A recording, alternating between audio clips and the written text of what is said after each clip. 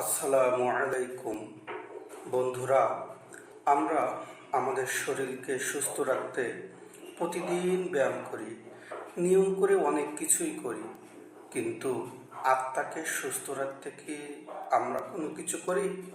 আত্মার সুস্থতা তো শরীরের মতোই প্রয়োজন, কিন্তু আমরা আত্মা নিয়ে তেমন কিছু করি না।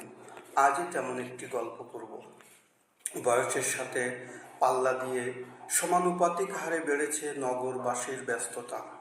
শৈশবে মাদ্রাসা স্কুলের পড়াশোনা, এরপর মাধ্যমিক, উচ্চ মাধ্যমিক পেরিয়ে স্নাতক, স্নাতকোত্তর এবং সব শেষে কর্মজীবনের ব্যস্ততা।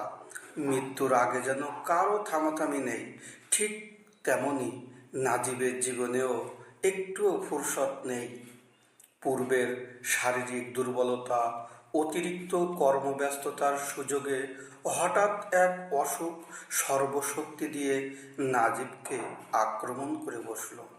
টানা 2 দিনের জ্বর, ক্লান্তির এক পর্যায়ে বাধ্য হয়েই তাকে হাসপাতালে ভর্তি হতে হলো।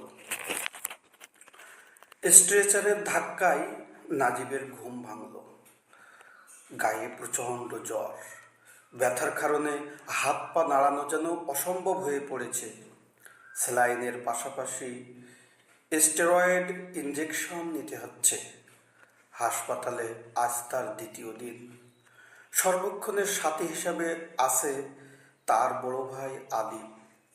সময়ের পরিক্রমায় আদিব পুরোদস্তুর সাহিত্যিক আর গভীর চিন্তাবোধের অধিকারী হয়ে উঠলেও নাজিবের আগ্রহের সবটুকু বিজ্ঞানে।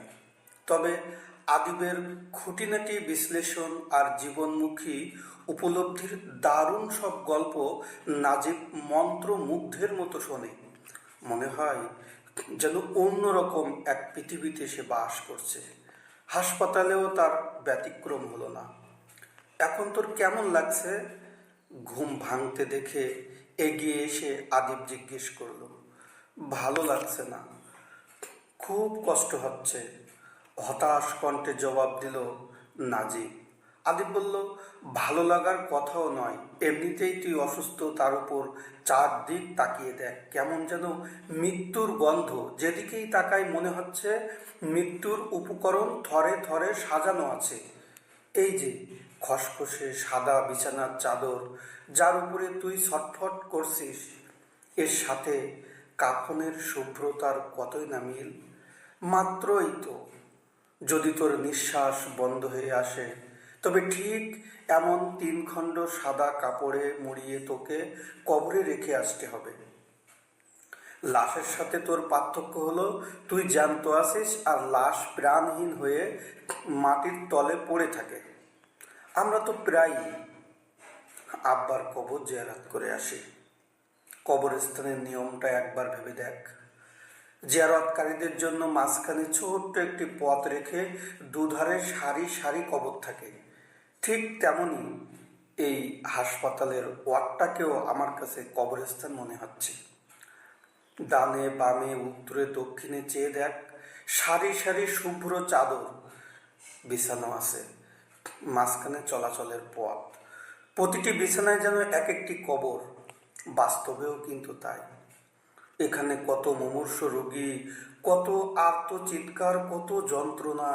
এদের মধ্য থেকে কতজন নিজ বাড়ির বিছানায় শোয়ার ভাগ্য না পেয়ে সরাসরি কবরস্থানে চলে যাবে ভাবতে পারিস? ওই যে 17 নম্বর বিছানার রোগী কাল সন্ধ্যায়ও বেঁচেছিল, কিন্তু মধ্যরাতেই ওপারের ডাক পড়ে গেল। তোরও কিন্তু যে কোনো সময় ডাক পড়ে যেতে পারে। নাজিব মাথা ঘুরিয়ে 17 নম্বর বেডের দিকে তাকালো। সত্যি তো, বিছানাটা এখন খালি পড়ে আছে। হাসপাতালের উঁচু রংচটা ছাদটাকে তার আকাশ মনে হতে লাগলো, আর বিছানাটা যেন কবর। বয়স কেবল একটা সংখ্যা মাত্র। নিতান্ত তরুণ হলেও মৃত্যুর ভাবনা নাজিবকে ঘিরে ধরল। আনমনে সে প্রভুর সাথে লেনাদেনার একটা হিসাব কষার চেষ্টা শুরু করলো। আমাদের সংক্ষিপ্ত জীবনে কত উত্থান পতন, কত শত পরিকল্পনা, অথচ আমাদের সকল পরিকল্পনার ঊর্ধ্বে কেবল আল্লাহ তাআলার পরিকল্পনাই চূড়ান্ত, যার বাস্তব পরিণতিতে তাকে আজ হাসপাতালের বিছানায় শুয়ে থাকতে হচ্ছে। নাজিবের বিছানা জানালা বরাবর, পূর্ণ মরিচা পড়া জানালা দিয়ে 3 তলা থেকে হাসপাতালের মর্গ দেখা যাচ্ছে। জীবনের সমস্ত ব্যাকরণ যেখানে দুর্বোধ্য, সকল হিসাবের খাতা যেখানে নিঃশব্দে বন্ধ, সেই হিমঘরের দিকে এক দৃষ্টিতে চেয়ে আছে আদিব। একের পর এক স্ট্রেচার বের হচ্ছে সেখান থেকে। মৃতদেহ শেষবারের মতো হাসপাতালের দুয়ার দিয়ে বের হতে দেখে আদিবের চোখের কোণ হঠাৎ ভিজে ওঠে।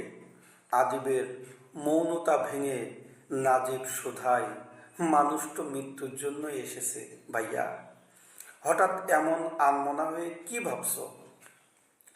কপল গড়িয়ে আসা চোখের পানিটুকু হাতের উল্টো পিঠে মুছে দিয়ে আদিব উত্তর দেয়, মানুষের দুনিয়াবি মৃত্যুতেও কত ফারাক রে।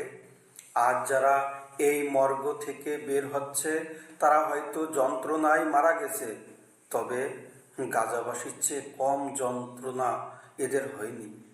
এরা নিজেদের অক্ষত শরীরসহ এক টুকরো জানাজা পাবে, স্বজনরা পরম মমতায় নিরাপদ স্থানে দাফন করবে। কিন্তু পুরো মুসলিম বিশ্বের অবহেলায় গাজায় যে মৃত্যু নেমে আসে তা তোকে কে বোঝাবে? বোমার আঘাতে ছিন্ন ভিন্ন শরীর, বুলেটে ঝাঁঝরা হওয়া মাথা নিয়ে তারা রাস্তায় অহরহ পড়ে থাকে। কেউ কাফন পরায় না, ধ্বংসস্তূপের নিচেই পড়ে থাকে তাদের শেষ শাহাদাতের বাণী। তুই যদি এখানকার রোগীদের দিকে লক্ষ্য করিস, ওই যে কম বয়সী এক বাবা বিছানায় রোগে কাতর, তবুও তার সন্তানের মাথায় হাত বুলিয়ে দিচ্ছে। এখানকার প্রতিটি শিশু অন্তত হাফ ডজন লোকের সেবা শুশ্রূষা পাচ্ছে। কিন্তু গাজায় বোমা বারুদে ক্ষতবিক্ষত ছেঁড়া কাপড় পরা যে বালিকা ইয়া আল্লাহ বলে কাঁদে, তার অধিকার আর বিশ্বের অন্য বাচ্চাদের অধিকার কি সমান নয়? আমরা তো সন্তানদের ভবিষ্যৎ নিয়ে স্বপ্ন দেখি, তবে গাজার শিশুরা কি ভবিষ্যৎ নিয়ে জন্মায়নি? চিকিৎসা ও খাদ্যহীন মৃত্যুর ভয়ঙ্কর রূপ অবলোকন করে আদিবের সাথে ফিলিস্তিনের হাল ভেবে নাজিবের চোখে অশ্রু এসে গেল। দুর্বল কণ্ঠে সে উত্তর দেয়, তারা শহীদ, তারা মৃত নয়। একসাথে দুজনের কম্পিত ঠোঁট উচ্চারণ করে উঠল, হে রব, গাজার মুসলিমদের সাহায্য করুন। অস্ফুট কণ্ঠের এই কান্না ভেজা উচ্চারণ যেন পুরো পৃথিবীর দোয়ায় সামিল হয়। বাইরের রোদের তাপ কেবিনের ভেতর থেকেই আঁচ করা যাচ্ছে। জানালা দিয়ে যথেষ্ট বাতাস প্রবেশ করলেও তাতে যেন আগুনের হলকা। সময়টা তখন জোহর। মেডিকেলে ক্ষীণ স্বরে আজান শোনা গেল। 13 নম্বর বেডের ফুসফুস আক্রান্ত মুমূর্ষ রোগীটি যেন মৃত্যুর কাছাকাছি উপস্থিত হয়ে আত্মসমর্পণকারী হয়ে উঠেছেন। সালাতের প্রতি তার অদ্ভুত নিষ্ঠা, প্রভুর প্রতি তার আনুগত্য সত্যি অতুলনীয়। সার্বক্ষণিক স্যালাইন, অক্সিজেন চললেও জোহরের আজান শোনা মাত্রই তার উদ্যম বেড়ে গেল। প্রাণ অন্তরকর সংগ্রামে তাকে উঠিয়ে বসানো হলো। তায়াম্মুম করলেন। ঝাপসা হয়ে আসা অক্সিজেন মাস্কের ভেতরও তার মুখে প্রশান্তির ছায়া স্পষ্ট। এক স্নিগ্ধ হাসি দেখা যাচ্ছে। স্যালাইনের স্ট্যান্ডটা বেশ উঁচু। ক্লান্ত হাত তুলে তিনি সালাত আদায় করছেন, যেন বলছেন, হে আল্লাহ, আমি তোমার মৃত্যু পথযাত্রী। রোগাটে মুখের অবয়ব, রক্তশূন্যতায় ফ্যাকাশে রং ছাপিয়ে তার মুখমণ্ডলে ইমানি দীপ্তির আভা ছড়িয়ে পড়ল। নাজিব ও আদিব মন্ত্রমুগ্ধের মতো দৃশ্যটি দেখল। আদিবের কণ্ঠে বিস্ময়, এমন দৃশ্য আমি আমার সমগ্র জীবনে দেখিনি। মানুষ সুস্থ থেকেও আড্ডায়, কর্মব্যস্ততায় আজানের জবাবটুকু দেওয়ার ফুরসত পায় না।